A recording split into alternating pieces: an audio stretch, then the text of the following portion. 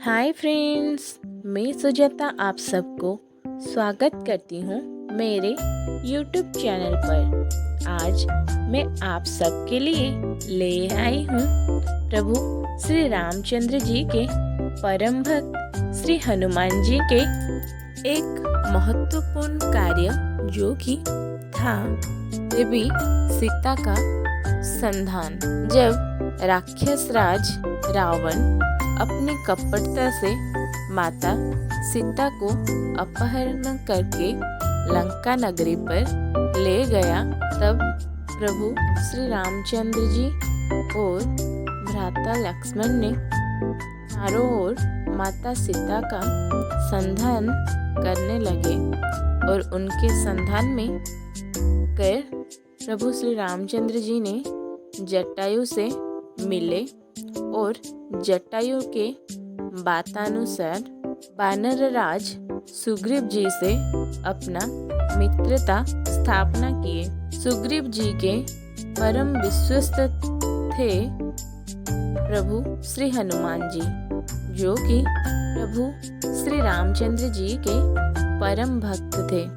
जब उनको पता चला कि माता सीता जी को राक्षस राज रावण ने कपटता से अपहरण करके लंका नगरी को ले गए हैं, इसी कारण वानरों ने मिलकर प्रभु श्री रामचंद्र जी और भ्राता लक्ष्मण जी के सहायता करने लगे। इसी वजह से सारे वानरों ने माता सीता जी को ढूंढने के बहुत सारे उस प्रयास पर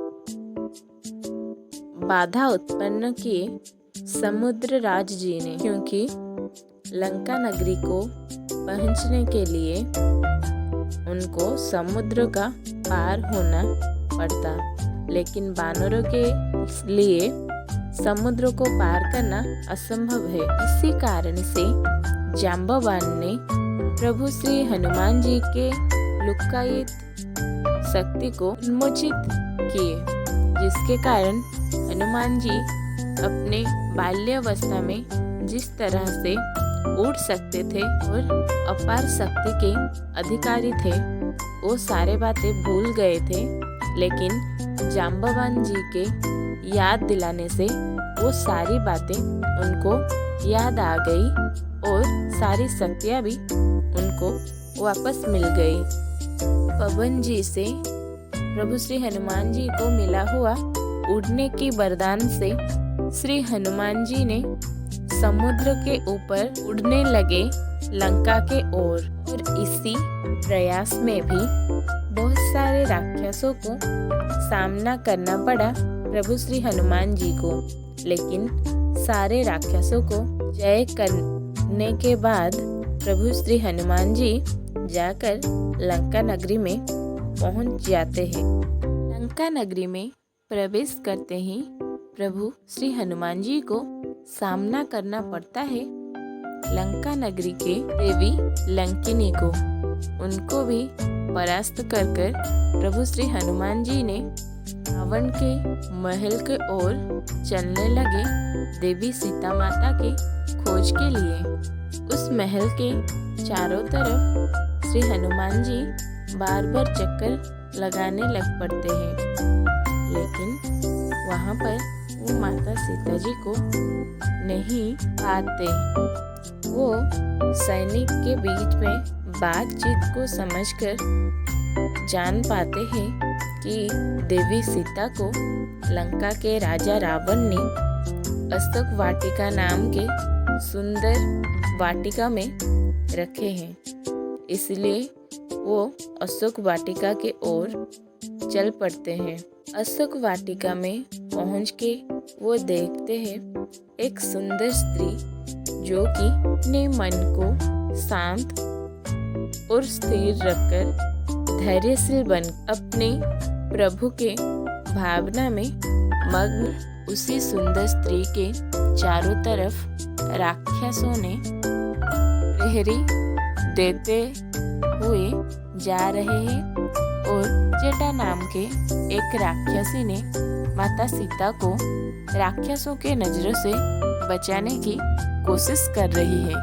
फिर भी हनुमान जी बहुत सतर्क होकर सारे राक्षसों के नजर से कर देवी सीता से मिले। सीता माता ने हनुमान जी को राक्षस राज रावण के एक छल समझकर पहले के बातों पर विश्वास नहीं किए, लेकिन प्रभु श्री हनुमान जी ने जब श्री राम जी की अंगूठी को भी सीता माता के हाथ पर देकर ये सारे बातें बताए, तब माता सीता को हनुमान जी के ऊपर विश्वास आया और देवी सीता ने हनुमान जी को अपने पुत्र की तरह संबोधन किया और देवी सीता माता जी को आश्वासन दिया कि प्रभु श्री रामचंद्र जी जल्द ही यहाँ आकर आपको ससम्मानित राक्षस राज रावण से ले जाएंगे। ये बातें बताने के बाद हनुमान जी ने अपने भूख को मिटाने के लिए अशोक वाटिका में जो सारे फल थे उसे खाने लगे। अपने भूख मिटाने के लिए समय पर उनके ऊपर राक्षस सैनिकों का नजर गया और उन्होंने हनुमान जी को रोकने की कोशिश की, लेकिन हनुमान जी उन सारे राक्षसों को अपने पास भी नहीं आने दिए। इसके कारण सैनिकों ने जाकर लंका के राजा रावण से ये सारे बातें बताई। इसके कारण रावण के पुत्र अक्षय कुमार ने अशोक वाटिका में जाकर प्रभु श्री हनुमान जी से द्वंद्व किया और उस द्वंद्व में हनुमान जी ने अक्षय कुमार को निहत कर दिया। अक्षय कुमार की मृत्यु की घटना रावण जानकर अपना और एक पुत्र जिनका नाम इंद्रजीत था, उनको हनुमान जी को जिंदा पकड़कर सभा में लाने के लिए बोले और इंद्रजीत अपने पिता रावण के बात सुनकर शीघ्र ही अशोक वाटिका की ओर चले गए और हनुमान जी और इंद्रजीत के बीच में युद्ध हुआ। युद्ध में इंद्रजीत अपने माया बल में हनुमान जी को परास्त करने की बहुत सारे कोशिश की, लेकिन कर नहीं पाए।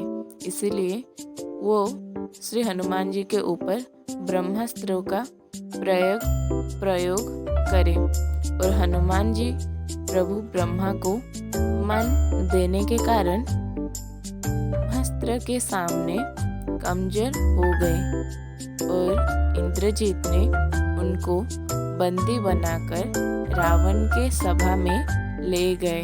हनुमान जी को राक्षसों के सभा में लेते वक्त हनुमान जी के मुखमंडल पर थोड़े भी डर या भय नहीं बनने। जब प्रभु श्री हनुमान जी यहाँ पर प्रभु श्री रामचंद्र जी के दूत होकर यहाँ आए, ये बात जान गए, तो फिर उन्होंने हनुमान जी के ऊपर क्रोध जाहिर किया। राक्षसों सैनिकों को आदेश दिए कि उनके पूंछ में आग लगाई दी जाए। हनुमान जी निर्भीक होकर अपने प्रभु श्री रामचंद्र जी के ओर से रावण के सामने ये बातें बताई कि देवी सीता को ससम्मानित आप प्रभु श्री रामचंद्र जी के पास दीजिए, नहीं तो आपका अंत सुनिश्चित है।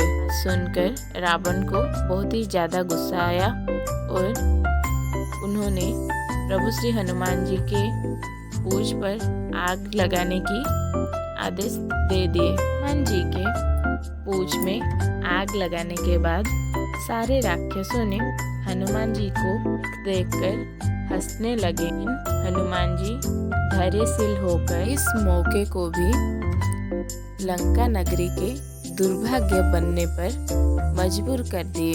अपने जलते हुए पूंछ को लेकर वो लंका नगरी के सारे घरों में आग संयोग कर दिए।